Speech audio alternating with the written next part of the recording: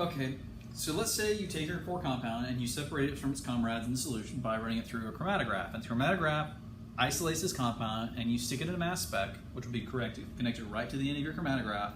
You hit the core thing with electrons, it ionizes, but it also fragments. You send those fragments through a quadrupole or an octupole, filters them out, and you get intensity versus mass over charge. What do you expect to see? Well, the nice thing about mass spec is that every organic compound has its own unique, what's called fragmentation pattern. We'll talk about where that term comes from next. Do you have access to this? Yeah, probably, especially if you're working in a company. There are also a lot of these freely available online anyway, but you're an organic chemistry student and you need to understand more than this comes out of a book. You need to understand what you expect to see in terms of the peaks. So what do we expect to see? Well, the one thing that's always taught in organic chemistry, and it's true, but it may be a little misleading, is that you're going to see the weight of the parent compound. So if we look at this compound, it weighs 142. So there will be a peak at 142 mass over charge that corresponds to the molecular weight of the parent compound. So we kind of cheating here, we know what the compound is, but if we were just to stick it in and measure it, we'd measure a peak down at 142. So why do I say this is misleading? Well, this may not be the most stable of ions. When we hit this with an electron, it may form a positive charge and we have a large peak at 142, or it may be that when we hit it with the ionization, it's so unstable that we barely registered a peak at 142. Typically, we look for the heaviest molecular weight, and we say that is the molecular weight of the parent compound. Hopefully, we have enough in there and our detector's good enough that we can pick it up.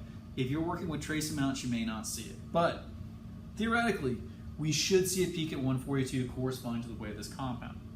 But we're also going to see other peaks down here corresponding to different weights of different fragments. So a popular one here is going to be the 65. So if we look at 65, this corresponds to your benzene ring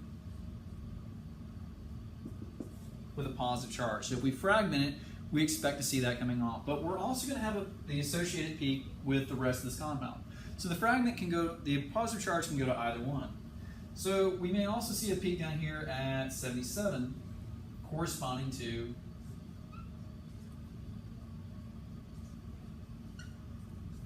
the other part of this compound. Now, their relative ratios will be different. I mean, one's going to be more stable than the other. We can't predict the intensity a priori. But we can say that if we do see a peak at 65 and the weight is 142, we should see a fragment corresponding to the molecular weight minus that. There are other groups as well, the 17 corresponding to the OH. We may see that. We may also see the rest of the fragment minus the 17 over here. The big thing is that we should see fragments corresponding to the different functional groups that are present. So we should see something like a carboxylic acid or a ketone or a phenol based on the relative stabilities. So these different fragmentation patterns should correspond to something that you see in your infrared spectrum. It should correspond to things that you see in your C13 and 1H. So these fragments down here are still useful. You should be able to find something in your chemical formula, your structure, that you can associate with the functional groups that you're seeing in your carbon-13, your 1H, and your FTIR. So you're going to hit peaks, and the relative ratios you can't predict, but you should see them. And let's say for whatever reason this is what you see. You're also going to see little peaks out in front. And these little peaks are going to get more and more pronounced as the weights get heavier.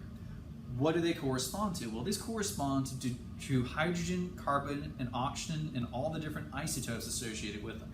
So if we look at OH, there's one hydrogen and one oxygen, and there's a 1 in 100 chance that every hydrogen is a deuterium. It weighs 2, not 1.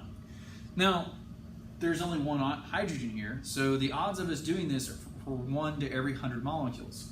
So what we expect to see is that this peak is going to be roughly 99 times bigger than that peak. Because, I mean, there are oxygen 17, and 18 isotopes, it's just not very common. So, as we get to heavier fragments, we have more hydrogen, so we get more of a chance of finding a deuterium isotope. As they get bigger and we add more carbons, there's more of a chance that we'll find a carbon-13 isotopes. And so these two peaks here correspond to two deuteriums, or a 13 and a deuterium, or two carbon-13s. As we start getting further and further through deuteriums, or two deuteriums and a carbon-13, or a deuterium and two carbon-13s, or three carbon-13s, and so forth. So we'll start seeing more and more, but these are going to correspond to the isotopic abundances. Now, we're going to ignore these, particularly for the heavier ones when we're looking at the molecular weight.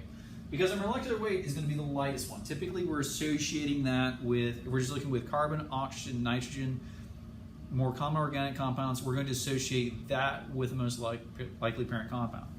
Now, occasionally you will see little peaks trailing it. This happens with something like bromine, where you have two really common isotopes that are one above and one below.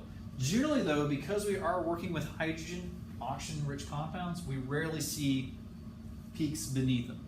So typically, it's the first peak, and we ignore the fragments after them associated with the isotopes.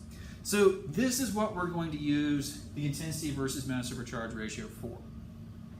Find the heaviest weight. This will correspond to molecular weight of your parent compound.